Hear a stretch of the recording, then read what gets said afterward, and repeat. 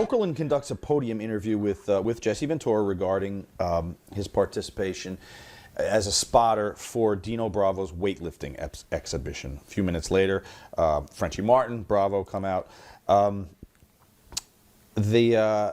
Just before Bravo attempts a 715-pound world record bench, he storms off, gets booed, then returns, lifts the weight. But Ventura's clearly shown helping this. Right. As far as you know, are attempted weight lifts legit, or does it just depend on the promotion, the person, the promoter? Depends on the promoter. That was a legit try. He was going for a world's record right there. And Dino was a big, as a lot of guys were strong. It was a snake pit of tough guys back there. But surprisingly, they didn't put a couple of phony plates on there to make it look good. But that was a legit shot at a world record, and he didn't break it, of course. Talk about Dino. Dino, I had a great run with Dino. Him and Frenchie Martin. You know, again, the non-American deal. I said that. And, of course, I always joke, I said, the hardest place in the world to do the USA gimmick, Quebec, Canada. They boo the devil out of me in Quebec. Of course, they boo the rest of the Canadians in Quebec, too.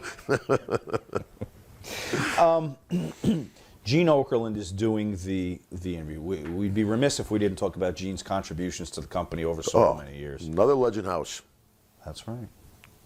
Yeah, Gene, one of the best ever. What a voice and what a character. I mean, when we went down to WCW, though, you know, Gene came down there too. And one of our first interviews we did, I had the 2x4, and you know, we're coming. I was still pretty silly back then. My character evolved to where I was really kind of corny, and I had the 2x4, and I turn around, I do the old Three Stooges spot. I turn around and Okerlund would duck, you know. And I remember Vader, he was WCW. He's like, he couldn't believe we're doing this silly stuff, man. But the people liked it.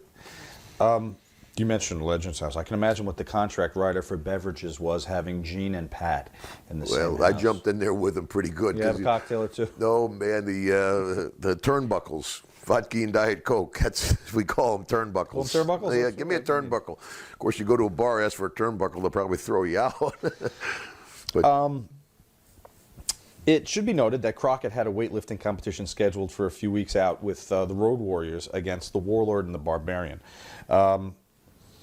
How do you think Dino would have fared up against those guys, pumping good, the iron? yeah. Road Warriors, because they were both very strong, but they weren't as heavy as Dino. Size equals strength. I mean, Dino was a big, heavy guy, big barrel-chested. I think he probably would beat Barb. Now, Barb's a big, and Warlord, those two guys, I think, might do something. Of course, Barb tore both his pecs lifting. But, yeah, that would be a contest to see. But I said there was a lot. It was, you know, 500-pound. A lot of guys were over 500 pounds. It was and that's why there was kind of mutual respect in the dressing room. You know, there wasn't a whole lot of fights, even though it's a very high-pressure job. You know, just the job itself. But then you're on the road. You're having trouble on the road with food and stuff. You're away from your family. You got a room this size with 50 wrestlers in there dressing on top of each other. But very seldom was there blow-ups, because it was like that mutually assured destruction.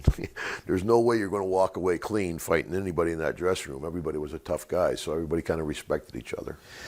Dino would meet an untimely end in some underworld circumstances we hear with allegedly some cigarette trafficking and maybe the Montreal Mafia.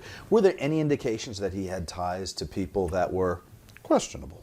Not that I knew, you know. I mean, that was a shock. He was murdered at home and was shot in the back of the head as he sat in his recliner. So obviously he had some really heat with somebody.